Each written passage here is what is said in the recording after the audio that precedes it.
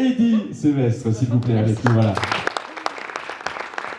Alors, Eddy, comment les choses vont-elles se dérouler? 45 minutes pour présenter, bien sûr, le sujet. Je sais, c'est difficile, mais on fera en sorte. Après 15 minutes d'échange avec la salle.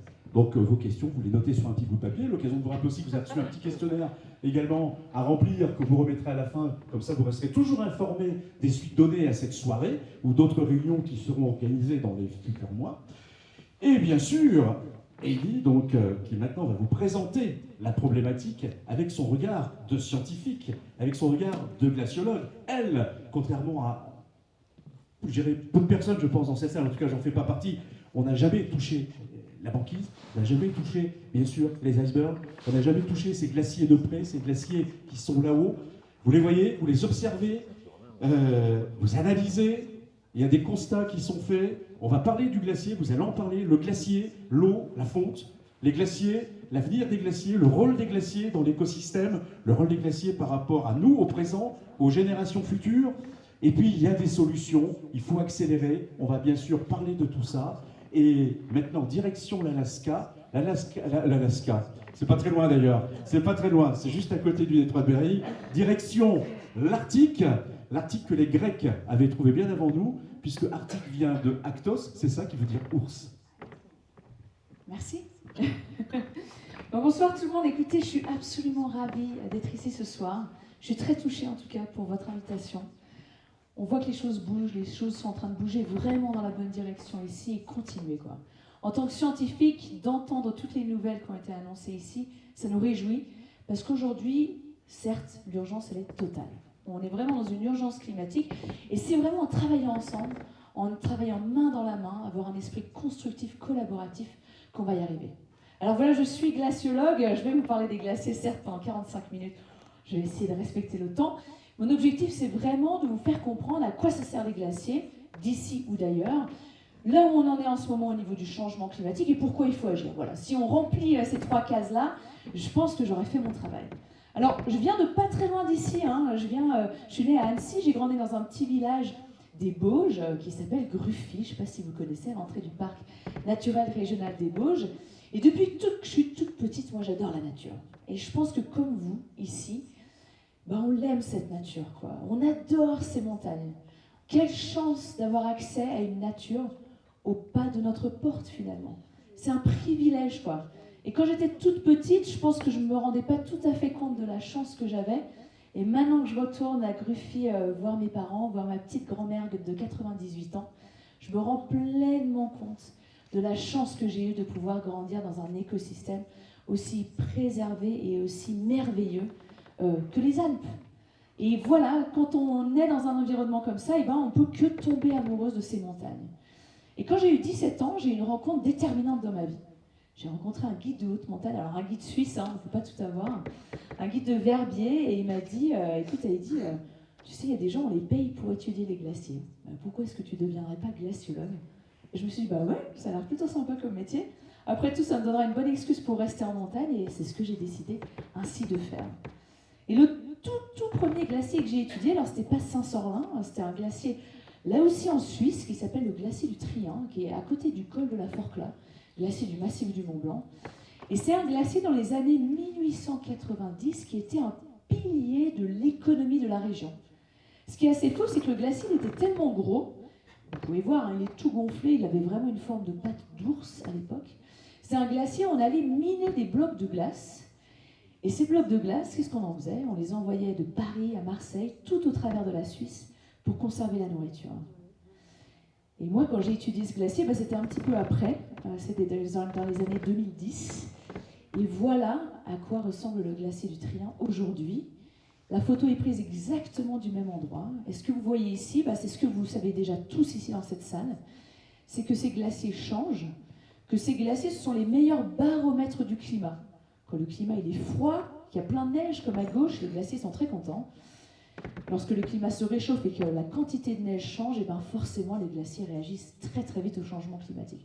Alors Trian, il a de la chance, il a un énorme bassin d'accumulation un petit peu au-dessus, donc il a encore quelques décennies devant lui, mais on voit que la partie inférieure de la langue glaciaire s'est vraiment métamorphosée en quelques décennies à peine. Et c'est vraiment là, à l'âge de 19-20 ans, que je me suis pris le changement climatique en pleine face.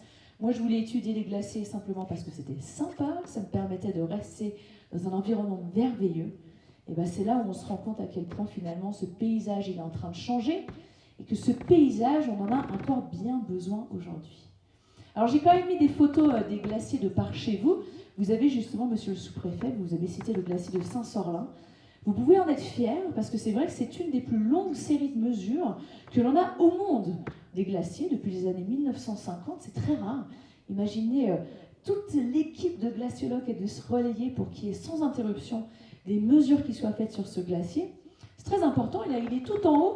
J'ai mis une petite ligne rouge pour délimiter le front du glacier en 2003. Je vous montre des images assez récentes, parce que finalement le changement il est très rapide, 2006, 2014, 2016, 2022.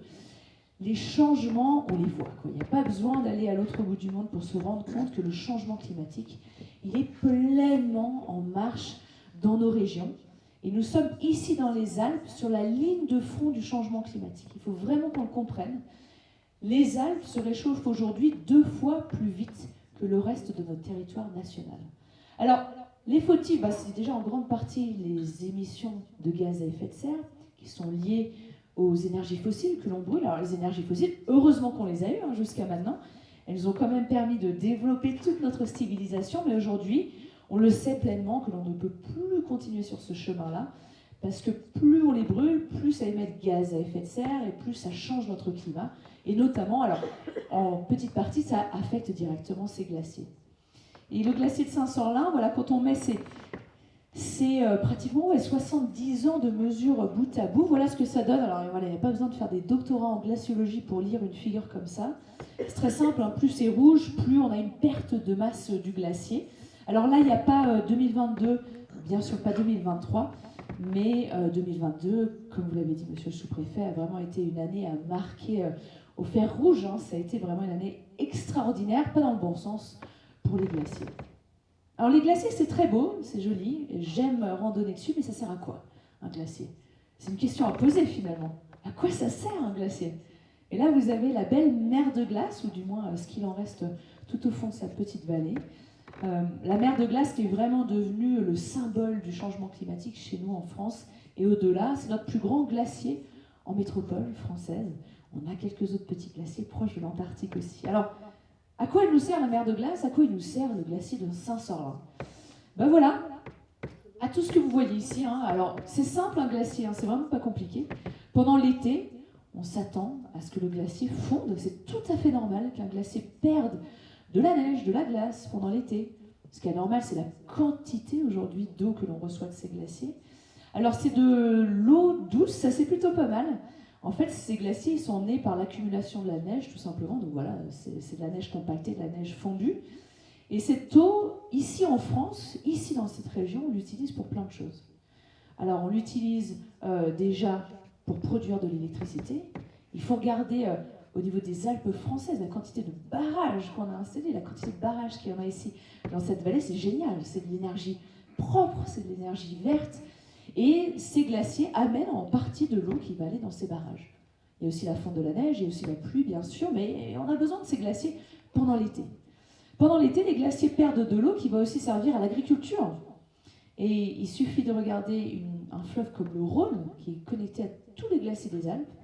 Et bien le Rhône, pendant la canicule de 2003, 40% des eaux du Rhône venaient des glaciers. Donc c'est majeur. Et tout le bassin Auvergne-Rhône-Alpes, si on le descend même jusqu'en région PACA, jusqu'en Méditerranée, c'est le premier secteur agricole en France, dans notre pays. Et ce secteur agricole l'a bien compris, comme nous tous ici ce soir, que l'eau, c'est la plus grande richesse que l'on a chez nous en France. C'est de l'eau qui sert aussi, ces glaciers servent aussi aux sports d'hiver. Et les sports d'hiver que j'apprécie particulièrement, je suis une grande skieuse, j'adore le ski de rando particulièrement. Et c'est vrai qu'on a encore besoin aujourd'hui de cette neige et de ces glaciers pour continuer à faire ces activités. Donc vous voyez, ça sert quand même pas mal un glacier. C'est aussi, ça maintient aussi le débit des rivières, je l'ai évoqué avec le Rhône, mais on a aussi pas mal de transport fluvial dans les rivières en Europe grâce à ces glaciers. Aujourd'hui, voilà, le topo il est très simple, je vous montre la mer de glace ici encore une fois. C'est plutôt parlant, un petit time-lapse entre 2008 et aujourd'hui. Pour celles et ceux qui ont eu la chance d'aller au Montanvert, voilà la vue que l'on a, et voilà ce qui s'est passé ces dernières années au niveau du Montanvert. Donc ces glaciers, il faut vraiment les comprendre comme des châteaux d'eau. Ce sont les châteaux d'eau de nos montagnes pendant l'été, quand il n'y a plus de neige à fondre, quand il ne pleut pas. Eh ben, on a de la chance d'avoir des glaciers qui fondent en partie et qui nous amènent de l'eau. Le souci, voilà, c'est que ces glaciers, on est en train de les perdre. On est en voie d'extermination des glaciers des Alpes françaises. Et je ne dis pas ça par légèreté, hein. C'est vraiment la direction qu'on est en train de prendre. Si on reste sur notre trajectoire globale, donc si tous les pays en ce moment restent sur cette trajectoire de, en partie, continuer à investir dans les énergies fossiles aujourd'hui, dans les Alpes françaises, il n'y aura plus de glaciers ou quelques petits névés, quelques petits champs de glace à haute altitude dans les prochaines décennies. On parle vraiment d'une extermination des glaciers dans les Alpes d'ici la fin du siècle. Donc pour les générations futures, avec lesquelles je travaille quotidiennement, ben voilà, c'est pas simple. On va voir au cours de notre vie peut-être des Alpes qui vont passer des Alpes avec des glaciers à des Alpes sans glaciers. Donc tout ça, c'est pas inéluctable. Et ça, je vais insister là-dessus, vous allez voir. Tout au long de cette conférence, tout ça, ça dépend de nous. Les glaciers, ils fondent, certes, mais parfois ils s'effondrent. Alors là, je vous montre deux petites vidéos rapidos du glacier de la Marmolada. Vous vous souvenez peut-être, dans les Dolomites, l'été dernier, un glacier s'était carrément effondré. Alors là, on a l'impression que c'est un barrage, en fait, qui a ces vannes qui ont lâché. Alors ce qui s'est passé, c'est que, et là vous le voyez, regardez la quantité d'eau à droite. Ce qui se passe, c'est qu'une poche d'eau s'est formée dans le glacier de la Marmolada. C'est un tout petit glacier. Et entre l'eau liquide et la glace, l'eau liquide souvent gagne le combat et la poche d'eau s'est lâchée, a embarqué avec elle une partie du glacier. Et malheureusement, voilà, c'est un chemin de randonnée très couru, il y a eu 11 victimes ce jour-là. Donc des glaciers comme la Marmolada, il y en a partout dans les Alpes, il y en a en France, il y en a en Suisse, il y en a encore pas mal en Italie. Et le souci, c'est que certes les glaciers fondent, mais parfois on peut avoir vraiment des réactions abruptes, extrêmement rapides, liées à la réaction au changement climatique. Quand il s'agit de la quantité d'eau que l'on reçoit des glaciers, on s'attend à commencer à recevoir de moins en moins d'eau des glaciers d'ici 10 à 20 ans. C'est peut-être déjà le cas, vous êtes les experts de votre région, je n'oserais pas m'aventurer sur ce qui se passe précisément sur vos propres glaciers, mais dans les Alpes européennes, on sait que d'ici 10 à 20 ans, il faut compter sur le fait que l'on aura de moins en moins d'eau des glaciers. En Suisse, ils n'ont jamais eu autant d'eau que maintenant. Ils ont leurs barrages qui sont pleins en Suisse. Pourquoi ? Parce que leurs glaciers fondent très vite. Mais ils sont déjà en train de se dire, mais qu'est-ce qui va se passer quoi ? D'ici 10 à 20 ans, on n'est pas prêt. Il faut qu'on se prépare à recevoir pendant l'été beaucoup moins d'eau des glaciers. Donc c'est cette notion, on appelle ça peak water, voilà, peut-être pour rappeler peak oil, mais c'est important de considérer que les glaciers, d'ici 10 à 20 ans, dans les Alpes européennes, ils vont nous donner de moins en moins d'eau. Alors il n'y a pas que les glaciers qui servent dans la vie, il y a la neige. Et j'ai mis une très belle photo de Corbier, station des Cybèles, que j'aime énormément. J'y étais il y a 2 ans pour un raid d'aventure avec Éric Loiseau. On s'était bien amusé. Et j'ai pas eu l'occasion de voir ces montagnes encore sous la neige. Donc j'espère revenir peut-être cet hiver pour en profiter. Mais cette neige, elle aussi, elle nous rend tout un tas de services. Déjà, elle isole le sol pendant l'hiver. Elle empêche le froid de rentrer en profondeur. Cette neige, donc, elle sert aux écosystèmes, cette neige, elle sert aux sports d'hiver, cette neige, elle sert aussi à nous donner de l'eau, c'est sûr, au printemps. Et voilà, on l'a répété déjà tout au long des discours introductifs, cette neige, on est en train de la perdre petit à petit. Alors, de temps en temps, j'ai mis quelques petits graphes scientifiques, j'ai essayé de pas trop en mettre, mais là, je vous en ai mis un parce qu'il vient de sortir, celui-là. C'est un graphe qui reconstruit, alors il y a plein de trucs en anglais, mais ne vous inquiétez pas, c'est la durée de couverture de neige dans les Alpes européennes. Donc là, on dézoome, là on est large, on regarde tout ce qui se passe au niveau de toutes les Alpes, et on commence dans les années 1400. Donc là, on a utilisé plein d'outils pour reconstruire ça, les cernes des arbres, faire des carottages dans les lacs d'altitude, faire des carottages aussi dans les glaciers pour reconstruire le climat depuis 1400. Et ce que vous voyez ici, c'est qu'évidemment, il y a des périodes où il y avait plus de neige, des périodes où il y avait moins de neige, je ne vous apprends rien, le climat a toujours changé, mais on voit que petit à petit, cette couverture de neige, elle a diminué, et là, on a perdu à peu près 30 jours de neige sur à peu près un siècle, et voilà la direction, tout simplement, c'est ça que je voulais vous montrer, la direction qu'on est en train de prendre en ce moment. Évidemment, il y a des variations énormes d'une année à l'autre, évidemment, il y a des variations énormes d'un massif à l'autre. Ça c'est bien entendu, mais la direction qu'on est en train de prendre par rapport au glacier, vous l'avez bien comprise, mais aussi la neige est en train de suivre clairement aujourd'hui la même direction. Alors, je voulais un peu évoquer ce qui se passe par rapport à la neige. Vous savez qu'il y a beaucoup de ski bashing en ce moment. Et je pense que ce n'est pas en se taclant les uns les autres qu'on va y arriver, ça c'est sûr. Mais je voulais illustrer ce qui se passe autour de chez moi, justement. Vous connaissez peut-être la station de La Clusaz. C'est là où j'ai appris à faire du ski, où j'ai passé mes oursons, mes flocons, toutes ces choses-là. Et à La Clusaz, eh ben, en ce moment, il y a un énorme débat au niveau d'une 5e retenue collinaire. Il y en a déjà 4 qui sont installées, qui sont très efficaces, qui marchent bien pour la station de ski. Mais voilà, il y a beaucoup de tensions par rapport à cette retenue collinaire. La Clusaz est devenue la Clusade, une zone à défendre, et pas mal d'associations environnementales qui refusent l'installation de cette 5e retenue collinaire. Alors, ce que je voulais évoquer avec vous, en fait, c'est cette notion, qui est un petit peu technique, cette notion des services rendus par les écosystèmes. Je viens de vous dire un glacier à quoi ça servait. Ça nous rend tout un tas de services. C'est de l'eau, des sports d'hiver, c'est notre agriculture, notre transport fluvial. Ça, c'est des services rendus gratos par un glacier toute l'année. Et bien, parfois, il y a d'autres écosystèmes qui nous rendent aussi d'autres services. À La Clusaz, là où la 5e retenue collinaire va peut-être être construite, il y a une zone humide à côté. Et cette zone humide, malheureusement, si on construit la retenue collinaire, il se pourrait que l'accès en eau de cette zone humide soit coupé. Alors ça sert à quoi une zone humide ? Une zone humide, en fait, c'est super. Déjà, une zone humide, ça absorbe des gaz à effet de serre. C'est un puits de carbone. Et là, croyez-moi, avoir des écosystèmes qui gratuitement absorbent nos émissions de gaz à effet de serre, mais on n'en a jamais eu autant besoin qu'aujourd'hui. Une zone humide, je veux dire, c'est incroyable. Une zone humide, c'est une biodiversité inégalée. C'est là où on trouve les concentrations de biodiversité les plus fortes au monde. Donc c'est une richesse, ces zones humides. Une zone humide, qu'est-ce qu'elle fait aussi ?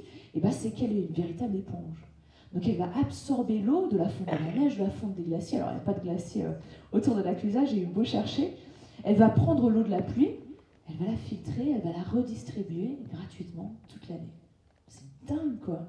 Même nous, on n'arrive pas à faire ça aujourd'hui. Avoir un écosystème aussi bien ficelé. Alors, le truc, c'est que une zone humide, nous, les scientifiques, on est très mauvais à dire quelle est sa valeur économique. On n'est pas capable de vous dire, je ne peux pas vous le dire aujourd'hui, peut-être que Pierre pourra plus vous éclairer là-dessus, mais j'ai vraiment du mal à vous dire quelle est sa valeur pour une commune, pour La Clusaz. Je ne peux pas vous dire, la zone humide, elle permet d'économiser temps, elle permet au contraire de générer temps, mais on sait que cette zone humide, vraiment, si on arrive à calculer sa valeur économique, elle serait inestimable. À l'inverse, une retenue collinaire, ça, on sait calculer sa valeur économique. C'est vrai, ça peut être des nuitées, ça peut être du tourisme, les restaurants, les locations d'équipements de sport d'hiver. Ça, on le sait le faire aujourd'hui. Et ce que je voulais insister là-dessus ce soir, c'est qu'on a vraiment urgence, importance à prendre en compte la valeur de ces écosystèmes-là. On sait que cette nature, il faut qu'on travaille avec elle. Loin de moi l'idée de bâcher le ski, que j'aime tant, mais travaillons ensemble. En fait, il faut les préserver, ces écosystèmes qui sont très très fragiles. Une zone humide aussi, elle évite des inondations. On sait que s'il se met à pleuvoir très très fort, elle va pouvoir emmagasiner beaucoup de l'eau, la redistribuer plus tard. Une zone humide, quand il y a des sécheresses, elle va relâcher l'eau qu'elle a accumulée. Donc travaillons avec elle. Il n'y a rien de plus précieux sur Terre. Donc on va voir ce qui se passe au niveau de La Clusaz, s'ils vont la faire là ou ailleurs, ou s'ils vont la faire tout court, cette retenue collinaire. Mais on a besoin, nous les scientifiques, de se remonter un peu les manches, et en tout cas de vous amener ce genre d'information qui est crucial aujourd'hui. Alors je voulais commencer par vraiment ancrer cette conférence dans votre belle région, que j'aime tant. C'est vraiment là où est mon cœur. Mais je voulais petit à petit dézoomer et vous emmener là où on trouve encore plus de glace. Et justement, Daniel l'a évoqué, je voulais vous emmener absolument dans l'Arctique. Alors l'Arctique, c'est une région que je connais bien. C'est là où j'habite donc une grande partie de l'année. C'est là où je continue à donner des cours. L'Arctique, donc c'est au nord, autour du pôle Nord. Alors je vous mets une autre carte là qui est un peu plus sympa. Là, c'est le monde vu depuis le pôle Nord. Et voilà, là où j'habite plusieurs mois dans l'année, c'est juste ici. Alors, vous avez le Groenland à droite. Vous avez la Sibérie là sur la gauche. Et vous avez un petit archipel. Alors si je le mets dans le bon sens, Voilà à quoi ça ressemble. On appelle ça le Spitsberg. En français, c'est le Svalbard, c'est le vrai nom norvégien. C'est un archipel qui est un peu le paradis des glaciologues, quoi. Regardez-moi ça. Hein, c'est une image satellite, c'est tout blanc. C'est pas compliqué. Et tout le temps la neige, tout le temps des glaciers, donc c'est parfait, quoi.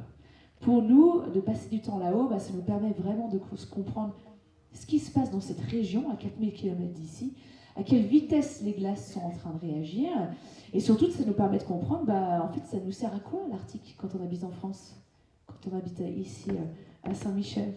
L'Arctique, ça sert à tout un tas de choses. Alors déjà, l'Arctique, c'est beau, ça c'est sûr.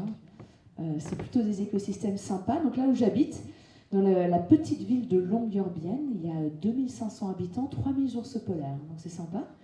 Voilà nos voisins.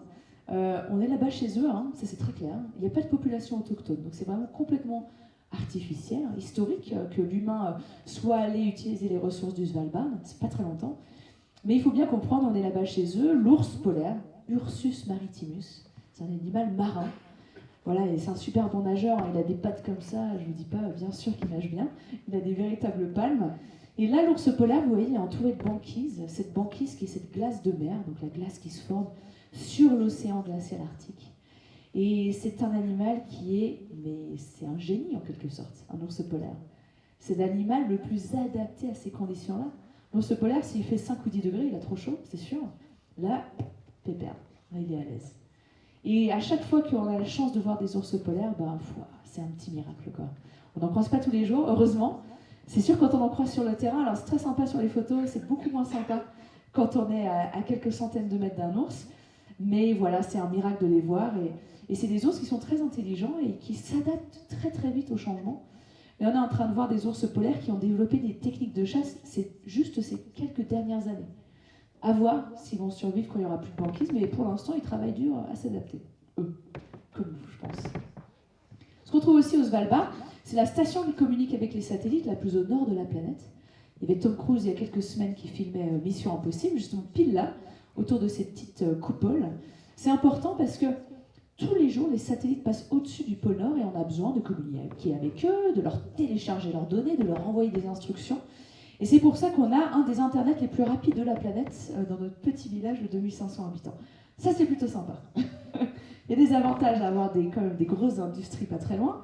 Il y a aussi un bâtiment, vous connaissez peut-être au Svalbard. Alors ça, c'est ce qu'on appelle le Global Seed Vault, c'est la réserve de semences de l'humanité. Vous savez que les pays ont généralement une réserve nationale, mais il y a aussi des réserves internationales ou globales comme celle-ci. Alors ça, c'est donc c'est entre l'aéroport et la ville. C'est à 130 mètres d'altitude, à 100 mètres dans les montagnes. En fait, ils utilisent une ancienne galerie minière. Il y a eu beaucoup de mines de charbon au Svalbard. Et là-bas, il fait moins 18 degrés dans la montagne, donc on stocke des semences qui viennent de tous les pays. Et c'est assez touchant, j'ai eu la chance d'aller une fois et je goûte ma chance. Il y a des boîtes qui viennent de Corée du Nord, de Russie, des États-Unis, Corée du Sud aussi, Liban, Syrie, France. Et donc c'est bien de voir qu'on arrive à collaborer de temps en temps au niveau international, c'est bien. Il faut qu'on garde cette ambition. Et ces semences, évidemment, c'est un patrimoine génétique extraordinaire. C'est des semences qui ont l'habitude de pousser dans de l'eau salée, des semences qui ont l'habitude de pousser dans des sécheresses terribles, ou au contraire, des semences qui ont l'habitude de pousser dans des conditions très froides. Donc ce patrimoine génétique, ça c'est clair, on va en avoir bien besoin. Le souci, c'est qu'aujourd'hui, ce royaume de neige et de glace, c'est l'endroit qui se réchauffe le plus vite sur Terre. Alors voilà à quoi ça ressemble d'habiter dans l'épicentre du dérèglement climatique. Il faut comprendre que chez nous, là-haut, tout est de neige, tout est de glace. C'est-à-dire, on a des glaciers, de la neige. Le sol, c'est du permafrost, donc le sol est gelé en permanence. Et quand on augmente le thermostat, forcément, on s'en prend plein la tronche. Donc tous les jours, on voit l'expression du changement climatique là-haut. Ce que vous voyez, les images en haut, ce sont des glissements de terrain. Donc on a des glissements de terrain sans arrêt, toute l'année. Des glissements de terrain qui sont liés au dégel du permafrost. Donc le dégel du permafrost, on en a aussi dans nos montagnes. C'est des montagnes qui s'effritent, des éboulements, des écroulements. Là-haut, même topo, on a des glissements de terrain un peu partout. On peut avoir des pluies en plein hiver. L'hiver où il peut faire assez froid, il peut faire jusqu'à moins 35 en hiver. Et maintenant, les conditions sont tellement perturbées qu'on peut avoir de la pluie. Ça, c'était la pluie qui s'est trouvée au mois de février l'année dernière, où tout d'un coup les rivières se sont mis à s'écouler au mois de février, alors qu'il est censé faire moins 30, moins 20. Il y avait plein d'équipes sur le terrain, tout le monde a dû être évacué, c'est devenu très compliqué. Mais l'événement, je pense, ou les deux événements les plus traumatisants qu'il y a eu, ils ont eu lieu en pleine ville. La ville, elle est construite dans une vallée très étroite, une vallée creusée par les glaciers, une petite vallée en U. Et le Svalbard de Spitsberg, à la base, c'est un désert en fait. Il y a de la neige, mais il y a très peu de neige d'habitude. Voilà, il ne neige pas autant qu'ici, hein, ça c'est clair. Et le problème, c'est qu'avec le réchauffement climatique, avec l'augmentation des températures, les masses d'air arrivent à être de plus en plus humides. Hein, c'est la forêt amazonienne, 30 degrés, 100% d'humidité, c'est facile. Quand on va en Antarctique, il fait très froid, il fait très sec. Et bien, dans l'Arctique, au Svalbard, plus il fait chaud, plus il fait humide. Vous voyez ce qui se passe, on peut avoir des avalanches en pleine ville. Et donc, à quelques années d'intervalle, on a eu des rangées de maisons qui se sont faites défoncer par des avalanches, qui ont embarqué bien sûr pas mal de gens le long du chemin. Et donc, sur cette photo, voilà, 2 personnes ont péri, c'était un dimanche matin, tout le monde était en pyjama en train de prendre leur petit déjeuner chez eux, et ben voilà ce qui se passe. Donc le changement climatique, il est directement visible sur cet archipel-là. Alors comment on explique que cette région en particulier se réchauffe aussi vite? Alors je vous montre une vidéo qui est assez longue, elle va durer 2 petites minutes. C'est justement la banquise dans l'Arctique. Alors le Svalbard, il est à droite là, de cette petite langue de banquise qui descend. Vous le voyez, vous avez le Groenland. Et en fait, ce qui se passe, c'est que cette banquise, c'est le climatiseur de l'Arctique. Donc cette glace de mer que les ours aiment tant. Elle est blanche d'habitude. Plus elle est blanche, plus elle renvoie le rayonnement solaire en direction de l'espace. C'est important. C'est un miroir, cette banquise. Ce que vous voyez ici, c'est la vie de la banquise. Donc la banquise, c'est pas compliqué. En hiver, elle s'étend. En été, elle se rétracte un petit peu, mais elle est toujours présente dans l'Arctique. Et l'Arctique est un océan entouré de terre. Et ce que vous voyez ici, c'est plusieurs choses. Donc déjà, la respiration de la banquise dans l'année. Vous voyez aussi qu'elle se déplace tout le temps. C'est sympa, la banquise. Alors quand on est Jean-Louis Etienne et qu'on veut aller au pôle Nord, c'est un peu compliqué que la banquise se déplace aussi rapidement. Mais c'est tout à fait naturel. Cette banquise aussi, elle a un âge. Elle peut être âgée, comme un glacier. Elle peut avoir quelques années d'âge. Ou elle peut être toute jeune. Plus elle est âgée, plus elle soutient la biodiversité. Plus il y a du phytoplancton qui peut s'accrocher à cette banquise, plus elle renvoie le rayonnement solaire vers l'espace. Plus elle est jeune, plus elle est fragile. Moins il y a de biodiversité, moins elle renvoie le rayonnement solaire vers l'espace. Et regardez bien ce qui se passe. Voilà, 2006, 2007, vous arrivez en 2008. Le Svalbard est vraiment passé d'un écosystème entouré de banquises à un écosystème où la banquise, il faut vraiment aller la chercher pendant l'hiver. Et regardez là les couleurs qui sont en train de changer. Aujourd'hui, on a 1% de banquises âgées qui restent dans l'Arctique, alors qu'avant, c'était la majorité. Donc aujourd'hui, on a une banquise qui est de plus en plus jeune, qui est de plus en plus fragile et qui, à vrai dire, ne remplit plus son rôle de climatiseur de l'Arctique. C'est pour ça que le Svalbard, aujourd'hui, se réchauffe 6 à 7 fois plus vite que le reste de la planète. Regardez ces changements, à quel point c'est rapide. Alors, elle n'a pas de bol, la banquise, parce qu'elle est en contact avec de l'air qui se réchauffe, ça tout le monde le sait, mais elle est en contact avec un océan qui lui aussi se réchauffe dans l'Arctique. Donc en 40 ans, on a perdu 40% de superficie de banquise dans l'Arctique. Et là, elle aussi, on est en train de l'exterminer. On sait que c'est juste une question d'années, peut-être de décennies, j'espère, avant qu'il n'y ait plus du tout de banquise pendant l'été en Arctique. Et c'est une question véritablement de décennies avant qu'il n'y ait plus du tout de banquise en hiver dans l'Arctique. Alors cette banquise, elle nous sert à tout un tas de choses ici en France et je vous en parlerai dans quelques slides. Alors l'Arctique, comme l'Antarctique, se réchauffe. Ces régions où on trouve le plus de glace sur Terre sont en train de changer extrêmement rapidement.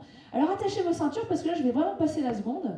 Vous allez voir, certes je n'ai pas partagé beaucoup de bonnes nouvelles jusqu'à maintenant, mais là je pense qu'aujourd'hui tout le monde mérite de savoir exactement là où on en est au niveau, par exemple, des calottes polaires. Alors, les calottes polaires, c'est quoi? C'est juste des glaciers énormes. On en a 2, c'est le Groenland et l'Antarctique. C'est des surfaces gigantesques. Alors, le Groenland, c'est quand même 3-4 fois la taille de la France. L'Antarctique au sud, c'est 23 fois la taille de la France. Donc voilà, là, il y a de la glace. J'ai eu la chance de les étudier tous les deux. Et c'est assez étonnant, mais quand on regarde les tout premiers rapports du GIEC, dans les années 90, même 90, le premier rapport du GIEC, on lit les conclusions par rapport à ces 2 calottes polaires, et à l'époque, mais on n'avait aucune idée. En fait, on avait très peu de données sur le Groenland, très peu de données sur l'Antarctique. Il fallait aller les poser, quoi, les stations météo sur le Groenland et l'Antarctique à l'époque. C'était pas facile, on ne savait pas vraiment ce qui se passait. Aujourd'hui, si on regarde le tout dernier rapport du GIEC, on sait qu'on est très très proche d'un point de non-retour pour ces 2 calottes polaires. Pourquoi c'est important? Le Groenland, je ne sais pas si vous vous rendez compte de la quantité de glace qu'il y a sur cette île.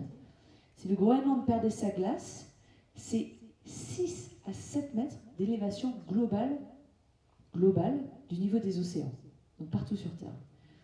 Aujourd'hui, entre 0 et 10 mètres d'altitude, il y a 700 millions de personnes qui y habitent. Donc voilà, c'est quand même pas mal. Donc gros potentiel au niveau du Groenland. L'Antarctique, alors l'Antarctique, 23 fois la taille de la France, il y a de la glace jusqu'à 4 km d'épaisseur.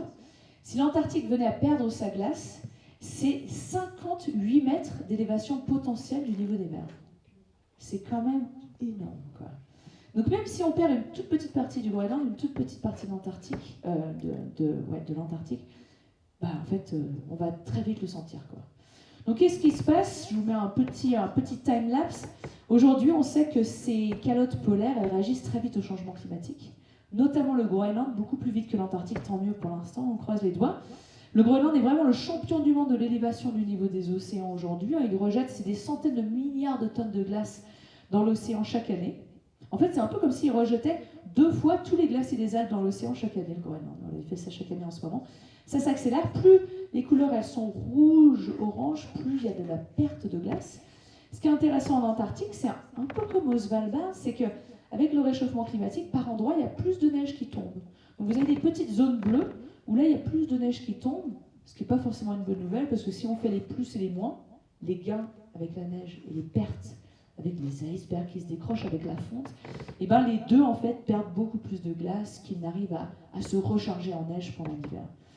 Donc aujourd'hui, notre futur à toutes et à tous est directement lié à ces calottes polaires, il n'y a aucun doute là-dessus, que l'on habite au fin fond des belles Alpes françaises, ou à Dunkerque ou à Marseille. Notre avenir à tous, il va être lié à ça, à ce qui se passe au niveau de l'élévation du niveau des océans. Parce que voilà, les populations qui vont être sur la ligne de front de l'élévation du niveau des mers, elles vont devoir bouger. Et voilà, c'est pas facile de gérer des migrations, on le sait. Ça va être beaucoup plus compliqué dans les années à venir et dans les décennies à venir. Alors là, je vous ai fait péter un petit graphe du GIEC, ils adorent faire des petites infographies. Ce que vous voyez ici, en fait en gris, pour toutes les régions de la planète, c'est des personnes qui sont déjà concernées par l'élévation du niveau des mers. Alors il faut comprendre que le niveau des mers augmente, mais par-dessus ça, il faut rajouter des grandes marées. Par-dessus ça, il faut rajouter des tempêtes. Donc ils font que les eaux grignotent encore plus à l'intérieur des terres. Et en orange, vous savez ce qu'il faut rajouter d'ici les 17 prochaines années. 17 prochaines années, hein. Je sais que nous, on est très fort pour parler de ce qui va se passer dans 100 ou 200 ans. J'essaie de prendre des trucs un peu plus proches. Et bien voilà, d'ici 17 prochaines années, on aura encore plus de gens qui vont être concernés par l'élévation du niveau des mers. Donc ces personnes-là, il va falloir se serrer les coudes, croyez-moi. Ce sont parmi les plus grandes mégalopoles sur Terre qui sont entre 0 et 10 mètres d'altitude sur les littoraux. Ce sont nos ports. Le port du Havre, 1 mètre d'élévation du niveau des mers, ça devient ingérable. Ça, il faut bien comprendre. Et ce sont des centaines de millions de personnes qui vont être déplacées et qu'il va falloir accueillir. Ces centaines de millions de personnes, elles ne vont pas aller dans des déserts, elles ne vont pas aller dans des régions qui sont inhospitalières, inhabitables, elles vont forcément aller là où il y a déjà des gens. Et donc, ça ne tient qu'à nous de pouvoir les accueillir et de pouvoir gérer tout ça. Le dégel du permafrost, je voulais vraiment vous montrer cette photo ce soir, parce que le permafrost, en fait, on en parle pas mal dans nos montagnes. Je veux dire, l'aiguille du Midi, les Drus, le Dru. Au-dessus de Chamonix, il y a plein de montagnes qui s'effritent, qui s'écroulent un petit peu plus chaque année, quand on a ce ciment naturel qui commence à dégeler. Le permafrost dans l'Arctique, ça ressemble plus à ça. Donc c'est-à-dire que c'est juste le sol qui est gelé, quoi. Et ce qui est assez fou, c'est que le permafrost, on ne se rend pas compte, mais en fait, 25% de l'hémisphère nord, c'est du permafrost. 25% des terres de l'hémisphère nord, c'est du permafrost. Donc le permafrost, ça peut être profond sur des centaines de mètres de profondeur, c'est pas juste un truc en surface. Et le permafrost, quand il dégèle, il nous pose pas mal de soucis. Déjà, la première chose, c'est lorsqu'il dégèle, notre joli permafrost, c'est qu'il impacte directement les infrastructures qui vont être construites dessus. 70% des infrastructures de l'Arctique sont construites sur du permafrost. Alors souvent, c'est du pilotis pour éviter de réchauffer le sol. Au Svalbard, toutes les maisons sont sur pilotis, c'est assez marrant, pour pas trop réchauffer ce petit permafrost dont on a bien besoin. Ça, c'est une image d'Alaska, si je ne me trompe pas, de National Geographic. Voilà, il y a des villages qui se retrouvent dans un territoire qui disparaît parce que le permafrost dégèle tellement vite que ces villages doivent être bougés. Malheureusement, pour l'instant, c'est surtout des villages de communautés autochtones qui sont là, mais depuis des millénaires, qui vont devoir bouger. Et imaginez le traumatisme profond que ces populations ressentent lorsque on doit bouger de son village, lorsque l'on ne peut plus rester là où on est. Ça me rappelle quand les barrages étaient construits, par exemple, dans nos vallées. Hein. C'est un traumatisme très profond, mais là, c'est vraiment là aussi un instinct de survie pour ces villages de devoir se déplacer. Le permafrost, quand il dégèle, c'est un peu comme une pizza en fait, que l'on sort de son congélateur et qu'on laisse à l'air libre pendant des semaines et des mois. C'est rempli de matière organique. Alors, il n'y a pas de mozza ou de pepperoni ou de, que sais-je, de parmesan, mais il y a des mammouths, quoi. C'est un peu une tourbière gelée, en fait. Hein. C'est des feuillus, des pins qui ont été enterrés là-dedans depuis des dizaines, voire des centaines de millions d'années. Il y a plein de trucs à manger dans le permafrost. Et comme lorsque notre pizza dégèle dehors et qu'elle se fait bouffer par des microbes, des bactéries, ben c'est la même chose. Le permafrost, il se fait manger par des microbes et par des bactéries. Et le souci, c'est que lorsque ce festin se déroule, eh ben, le permafrost lui-même se met à émettre des gaz à effet de serre. Alors ça, c'est pas cool. Alors là, vraiment, on a l'impression de ne pas avoir de chance. Mais c'est vrai que le permafrost, 25% des terres de l'hémisphère nord, plus il dégèle, plus il émet de gaz à effet de serre. On parle beaucoup du méthane, c'est aussi du CO2, hein, il est gentil, il nous donne les deux. Alors aujourd'hui, en science, on parle du pays du permafrost. Parce qu'il faut considérer le permafrost maintenant comme un pays industrialisé qui émet des gaz à effet de serre. Sauf que lui, le permafrost, on ne va pas aller lui dire, ben voilà, 2030, 50% d'émissions de gaz à effet de serre en moins. Ben non. Le permafrost, il va continuer. Et une fois qu'il commence à dégeler, il dégèle au moins pendant 150 à 200 ans si on arrive à stabiliser les températures. Donc aujourd'hui, le permafrost, je vous ai mis des petits drapeaux. Le permafrost, il émet autant de gaz à effet de serre qu'un pays comme le Japon aujourd'hui. Et il va au moins faire ça pendant 150 à 200 ans. Si on continue sur notre trajectoire actuelle au niveau global d'émettre de plus en plus de gaz à effet de serre, alors on va pulvériser les 1,6 degrés, c'est sûr. À ce moment-là, le permafrost, il va émettre autant de gaz à effet de serre qu'un pays comme l'Inde. Continuons, hein, tant qu'on y est. Si on reste sur notre trajectoire actuelle, alors on va tout droit, nous, vers les 3 degrés là, en ce moment au niveau global. Hein. Donc le permafrost, il pourrait se mettre à émettre autant de gaz à effet de serre qu'un pays comme les États-Unis. Et j'ai pas mis, mais le 4e, c'est la Chine en fait. Si on passe à 4 degrés, il va émettre autant que la Chine. Donc autant vous dire que ça, faut pas y aller, quoi. C'est vraiment des territoires, là, des seuils de température qu'il faut à tout prix éviter de franchir. Parce que sinon, on va se coltiner les émissions de gaz à effet de serre du permafrost pendant un sacré paquet de décennies, ça c'est sûr. Donc ça, c'est pas inéluctable, mais je préfère vous montrer, comme notre ministre parle d'une France à 4 degrés, ben voilà, je vous montre ce que c'est qu'un permafrost à plus 4 degrés, à plus 3 degrés, parce que c'est important de le savoir. La banquise, j'ai dit que j'allais y revenir, et encore une fois, une photo que j'adore. Cette banquise, c'est pas que les ours polaires, mais on en a bien besoin nous aussi, c'est aussi les communautés autochtones de l'Arctique. Pour ces communautés, la banquise, c'est aussi un terrain de chasse, de pêche, c'est aussi, pas que ça, c'est le lien entre les villages pendant l'hiver. S'il n'y a pas de banquise, ben c'est beaucoup plus compliqué, il faut prendre un bateau, c'est plus dangereux que s'il y a de la banquise qui les relie, et ces villages, ben voilà, on peut y aller en scooter des neiges. Cette banquise, surtout, à quoi elle nous sert chez nous en France. Elle est très loin de nous. Qu'est-ce qu'on s'en fiche un peu de la banquise? Ben non, elle nous sert à plein de choses. Déjà, vous voyez, une banquise, généralement, c'est très blanc. Donc elle renvoie le rayonnement solaire en direction de l'espace. Je vous l'ai dit que c'est le climatiseur de l'Arctique.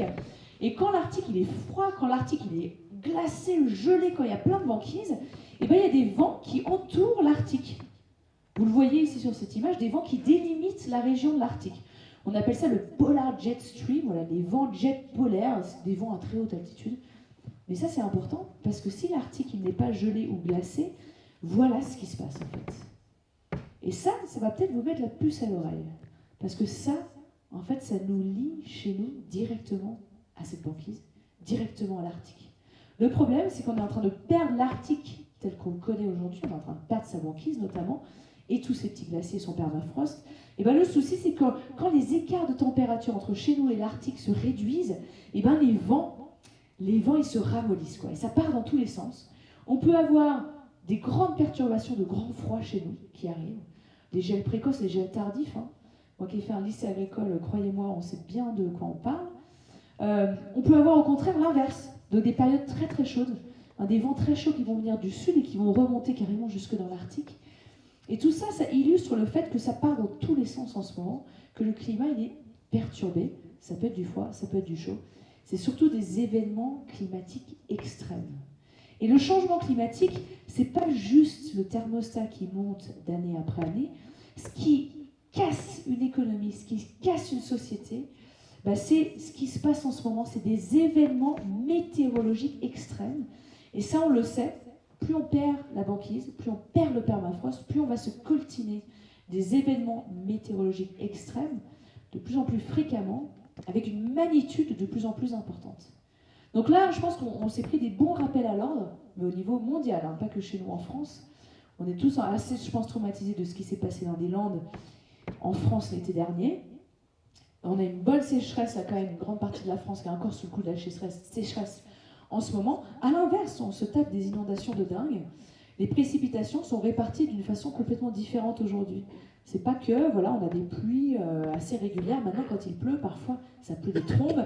Et ça, nos sols ont vraiment du mal à gérer. Plus on les artificialise, plus on enlève nos zones humides, et plus on a du mal à gérer ces différences d'eau qui nous arrivent dessus.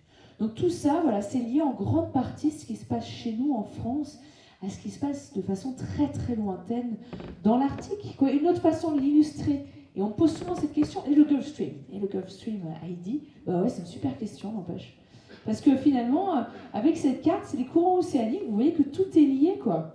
Que ce qui se passe en Antarctique, ce qui se passe en Arctique, c'est ce qui se passe chez nous aussi. Et chez nous, on a cette chance d'avoir une petite branche du Gulf Stream, voilà, qui nous amène des eaux relativement douces, qui passent par le golfe du Mexique et qui réchauffent notre pays. À latitude équivalente, regardez le Canada. Le Canada, en plein hiver, a des latitudes similaires. C'est pas le même topo, ouais. Là, franchement, c'est facile des moins 40, moins 50, moins 60. Et donc ça, on le doit au courant océanique. Alors, les courants océaniques, en fait, c'est pas si compliqué que ça. Pour qu'ils fonctionnent bien, pour qu'on garde ça comme ça, il faut deux choses. Il faut des écarts de température sur Terre. Hein, je vous ai parlé des vents qui aiment bien les écarts de température. C'est pareil au niveau des océans. Il faut que l'équateur soit chaud, il faut que les régions polaires soient froides. Plus on a des écarts de température, c'est vraiment les pompes, hein, les moteurs de ces courants océaniques. Ce qu'il faut aussi, c'est des écarts de salinité. Il faut des écarts de densité de l'eau, en fait. Et ce qui se passe, c'est que alors, si on prend nos eaux qui viennent de l'équateur, là, dans l'Atlantique, on passe l'équateur, on arrive dans l'Atlantique Nord. Ce qui se passe, c'est que petit à petit, les eaux vont commencer à se refroidir. Wow, on arrive dans l'Arctique, commence à faire de plus en plus froid. Une eau qui se refroidit, c'est une eau qui est très dense, et pouf, l'eau, elle va plonger en profondeur dans l'océan. Donc là, mouvement, hop, c'est très pratique, notre pompe naturelle.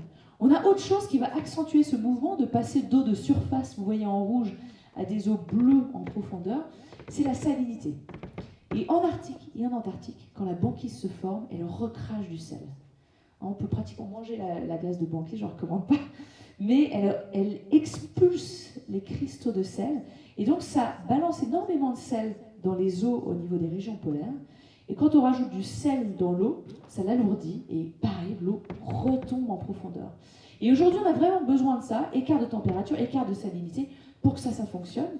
Le souci, évidemment, les deux sont en train de changer aujourd'hui, les écarts de température s'amenuisent, et on est en train de perdre la banquise. Donc sur le papier, je ne suis pas là pour être alarmiste, sur le papier, on s'attend à ce que cette circulation soit perturbée. Alors, on n'est pas encore du tout à dire que le Gulf Stream va s'arrêter du jour au lendemain, va s'inverser, non. Mais il va falloir surveiller ça de très près, parce que nous, notre vie de tous les jours, nos saisons, notre vie quotidienne, elle est liée à tout ça, quoi. Vous voyez à quel point ces glaces, elles sont importantes. Hein. Et puis, pour terminer, quand même, je voulais vous parler des océans polaires, parce que je vous ai parlé de la glace, c'est bon, 2 minutes la glace, mais l'eau aussi est très utile. Les océans polaires, ils sont froids. Alors, je peux vous dire, je me suis baignée, j'ai pas mal de petits diplômes de baignade dans les eaux polaires, ce que je déteste faire. Je pense que personne n'aime vraiment les eaux froides. Les océans polaires, ils sont froids. Et quand on a de l'eau froide, c'est un puits de carbone extraordinaire. Ce sont nos meilleurs puits de carbone, oui, les zones humides, bien sûr, mais aussi les océans polaires. Et le problème, c'est qu'ils payent le prix cher à absorber nos émissions de gaz à effet de serre plus ils absorbent de gaz à effet de serre, plus ils s'acidifient. Et aujourd'hui, on sait que les eaux des océans polaires deviennent de plus en plus corrosives et attaquent directement des petits organismes qui sont à la base de la chaîne alimentaire dans les océans polaires. Donc voilà un petit peu le topo. Je vous avais dit d'accrocher votre ceinture. C'est pas fini, on y est presque. Aujourd'hui, tout ce que je viens de vous dire, c'est pas inéluctable. C'est important. Et Daniel l'a dit, on est là aussi pour se remonter les manches, bien comprendre qu'on a l'espoir d'éviter tout ça. Et je vous le dis, c'est pas une méthode Coué, on peut vraiment éviter le pire aujourd'hui. Ça va demander du boulot, c'est certain. Il y a des seuils de température qu'il faut à tout prix éviter de franchir, d'où réduire nos émissions de gaz à effet de serre de moitié d'ici 2030, ça va être très dur. Mais pourquoi est-ce qu'on place la barre aussi haute, nous les scientifiques? Parce que le jeu, croyez-moi, en vaut largement la chandelle. Si on franchit les écarts de température, on risque de déclencher des processus irréversibles. Et chaque écosystème sur Terre a un seuil de température au-delà duquel on va le perdre. Ces seuils de température, alors là, je vous en ai mis une plâtrée, et je vais vous les lire, vous arrivez à les lire, je pense que c'est assez grand pour tout le monde. Mais je vais vous lire les premiers, effondrement du Groenland, ouest de l'Antarctique, récifs tropicaux, permafrost, banquise, circulation océanique, glaciers de montagne, moussons. Et en rouge, là, les points rouges vous montrent le seuil de température. Alors, il y a une marge d'erreur, on est scientifique après tout. Il y a un point rouge avec une barre rouge autour. C'est le seuil de température pour ces écosystèmes-là. Donc, le point rouge, c'est là où on pense qu'il y a une forte chance que ce soit le point de non-retour. Voilà, vous voyez que pour le Groenland, on risque d'avoir un effondrement du Groenland, pas du jour au lendemain, c'est un truc qui va se dérouler sur des siècles. Mais c'est une élévation du niveau des mers accélérée. Si on franchit, alors un tout petit peu au-dessus des 1,5 degrés, un petit peu en dessous des 2 degrés d'augmentation de température partout sur Terre, ok ? C'est un peu le même topo pour l'ouest de l'Antarctique. L'ouest de l'Antarctique, il contient assez de glace pour augmenter le niveau des océans de 4 à 5 mètres. Ensuite, les récifs tropicaux, c'est un peu la même chose. Alors, où est-ce qu'on en est aujourd'hui? Et j'insiste sur le fait que là, je parle vraiment de ce qui se passe au niveau de tous les pays du monde. Ok? Petit graphe du GIEC. Le GIEC nous dit qu'il ne faut pas franchir ces seuils de température. Oui, c'est une élévation du niveau des mers de dingue. C'est des écosystèmes que l'on va perdre. Quelle est la trajectoire sur laquelle nous sommes? Alors, monsieur le sous-préfet a parlé de la trajectoire des 1,5 degrés, des 2 degrés, qui sont les trajectoires en bleu et en vert. Et ça, ce sont nos émissions de gaz à effet de serre. Donc, nos émissions de gaz à effet de serre, il faut qu'elles fassent un sacré plongeon le plus rapidement possible. On ne peut pas le faire du jour au lendemain. Il faut être très conscient là-dessus. Ça va demander des efforts. Ça va demander de commencer à planter des jalons aujourd'hui. Et on le fait. On le fait ici dans cette région. Mais où est-ce qu'on est en fait en vrai sur ce graphe? Si on prend toutes les stratégies des pays qui sont ambitieuses de réduire leurs émissions de gaz à effet de serre, en fait, on va suivre la trajectoire en rouge. Ça, c'est la trajectoire si on met en place les actions qui ont été annoncées par les pays. Alors, les pays, comme nous les scientifiques, améliorent constamment leur stratégie, améliorent leurs plans, leurs ambitions climatiques, et on en a bien besoin. Mais aujourd'hui, si on suit les stratégies annoncées par les 196 pays qui vont aux conférences du climat, qui vont au COP, on va vers une augmentation de température de 3 degrés. Donc voilà vers quoi on se dirige. Encore une fois, pour ne pas continuer sur cette trajectoire actuelle, il va falloir qu'on travaille vraiment tous ensemble. Il va vraiment falloir qu'on utilise tous les talents, toute la créativité, toute l'expérience qu'on a ici dans cette vallée. C'est vraiment crucial. Encore une fois, c'est pas en se taclant les uns les autres qu'on va y arriver. C'est facile de dire ce qui ne va pas. C'est beaucoup plus important, beaucoup plus difficile de tendre une main vers l'autre et de lui dire « on y va quoi ». Parce que le jeu en vaut largement la chandelle. C'est nos réserves en eau, c'est notre météo de tous les jours, c'est l'augmentation du niveau des mers qu'on peut encore ralentir aujourd'hui. Alors ça va vraiment demander du boulot. Pour conclure, je vous ai bassiné là, pendant 3 quarts d'heure de chiffres, de statistiques, de scénarios qui, je ne vous ai pas épargné, et je m'en excuse, mais qui peuvent être vraiment assez stressants. Tout le monde doit avoir accès à ce genre d'informations-là aujourd'hui. Je vous remercie encore une fois pour votre invitation. Parce qu'aujourd'hui, on ne peut pas ignorer ce qui se passe. Et ce que je voulais partager avec vous ce soir, c'est que pour moi, tous les écosystèmes que l'on vient d'évoquer, pour moi, c'est ancré en moi, ces écosystèmes. Pour moi, ces glaciers, comme pour vous, ces montagnes, ces forêts, ces stations, c'est toute notre vie, c'est toute notre âme. Je voulais vous montrer une petite photo de ma famille. Cette photo, c'est Pauline, c'est mon arrière-grand-mère. Et bien Pauline, là, alors on ne voit pas très bien, mais elle est toute endimanchée. Elle a grandi dans le village où j'ai grandi, le village de Gruffy. Je pense qu'en 1916, quand la photo a été prise, on ne sortait pas souvent du village, quoi. Et bien Pauline, elle est allée voir la mer de glace. Vous vous rendez compte? C'est fou, hein? Elle est toute belle, avec son beau costume de Haute-Savoyarde. Et bien, comme moi, il y a 2 mois, elle avait pris le petit train, depuis Chamonix, le petit train du Mont-en-Vert. Sauf qu'elle, à l'époque, elle avait fait 3-4 pas, et elle marchait directement sur le glacier, quoi. Et il y a 2 mois, quand j'y étais avec des élèves de La Rochelle, pour un projet qui s'appelle Demain c'est nous, que je suis depuis quelques années maintenant, et bien, comme Pauline, on a pris le petit train du Mont-en-Vert. Sauf que cette fois-ci, quand on est arrivé au Mont-en-Vert, on a pris les œufs, on a descendu 520 marches d'escalier pour rejoindre le glacier de la mer de glace. Et bien, c'est vraiment à nous, tous ensemble dans cette salle, de tout faire pour que, comme Pauline elle a profité des glaciers, comme nous profitons encore des glaciers aujourd'hui, de faire en sorte que les jeunes générations, elles aussi, aient la chance de pouvoir grandir dans une nature aussi extraordinaire. Et je voulais vous laisser avec un poème qui m'obsède un petit peu, un poème qui nous questionne en fait sur notre rôle, chacune et chacun, dans ce qui est en train de se passer en ce moment. Ce poème, en fait, c'est un rêve où les futures générations nous parlent. Alors ça commence comme ça. Il est 3h23 du matin et je suis réveillée. Mes arrière-petits-enfants ne me laissent pas dormir.